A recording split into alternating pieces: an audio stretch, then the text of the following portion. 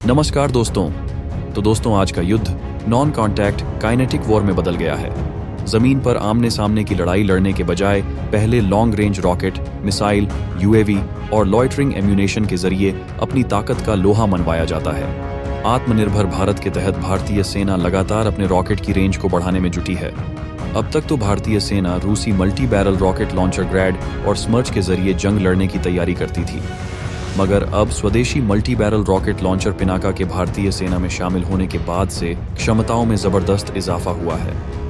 अब इसकी मारक क्षमताओं को बड़ी तेजी से आगे बढ़ाने के लिए कोशिशें जारी हैं। आखिरकार वो दिन आ ही गया जब भारत ने गाइडेड एक्सटेंडेड रेंज रॉकेट की पहली सफल फ्लाइट को अंजाम दिया।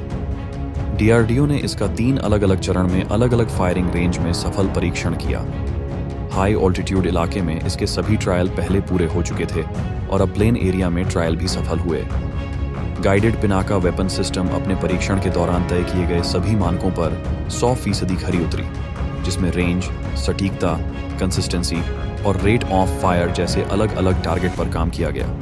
प्रोडक्शन एजेंसी टाटा एडवांस और लार्सन एंड टुब्रो और 2 मौजूदा सर्विस पिनाका लॉन्चर जिन्हें अपग्रेड किया गया, उससे 12 रॉकेट लॉन्च करके इसे extended range guided Pinaka weapon system का सफल परीक्षण किया गया। खुद रक्षा मंत्री राजनाथ सिंह ने इस सफल परीक्षण के लिए डीआरडीओ और सेना को बधाई दी और कहा कि गाइडेड पिनाका वेपन सिस्टम से भारतीय सेना की फायर पावर में जबरदस्त इजाफा होगा।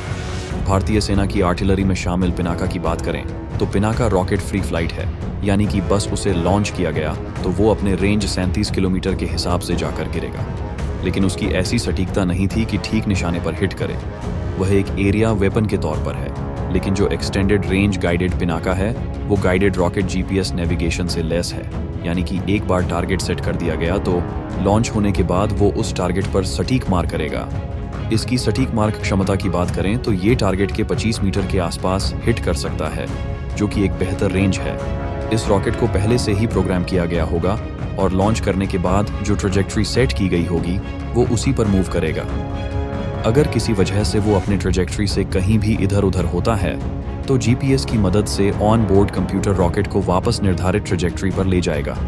यही नहीं, जीपीएस को सपोर्ट करने के लिए इनर्शियल नेविगेशन सिस्टम INS लगा है। ये नेविगेशन की एक सबसे पुरानी पद्धति है जो कि पुराने समय में समुद्र में जहाज़ों को नेविगेट करने में इस्तेमाल की जाती थी।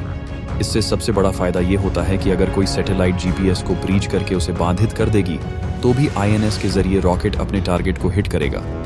अभी जो पिनाका सेना में शामिल है उसकी क्षमता बात करें तो एक साथ पूरी बैटरी दागने पर दुश्मन के 1000 गुना 800 मीटर के इलाके को पूरी तरह से तहस नहस कर सकता है। अब गाइडेड पिनाका वेपन सिस्टम के आने के बाद तो ये दुश्मन को तहस नहस कर देगा। पिनाका की एक बैटरी में 6 फायरिंग यूनिट यानी लॉन्चर होते हैं और एक लॉन्चर में 12 ट्यूब होती है, यानी कि एक बैटरी में कुल मिलाकर 72 रॉकेट होते हैं और महज 44 सेकंड ये सारे रॉकेट लॉन्च हो जाते हैं। खास बात तो ये है कि लॉन्चिंग के तुरंत बाद से लॉन्चर अपना लोकेशन बदलते हैं और फिर दोबारा से आर्म्ड किए जा सकते हैं। बहरहाल अब इस सफल परीक्षण के बाद जल्द ही इस नए अवतार के करार का रास्ता साफ हो गया, जो कि रेंज के हिसाब से सेना में शामिल रूसी मल्टी बैरल रॉकेट लॉन्चर स्मर्च, जो कि भारतीय सेना में सबसे लंबी मार करने वाले रॉकेट लॉन्चर है, वो उसकी जगह लेगा। स्मर्च की मारक क्षमता है 90 किलोमीटर की है। चूंकि इसका एम्यूनेशन काफ़ी महंगा है और रूस से इसे आज भी आयात किया जाता है। पिनाका स्वदेशी है तो एम्यूनेशन की कमी की परेशानी भी नहीं होगी।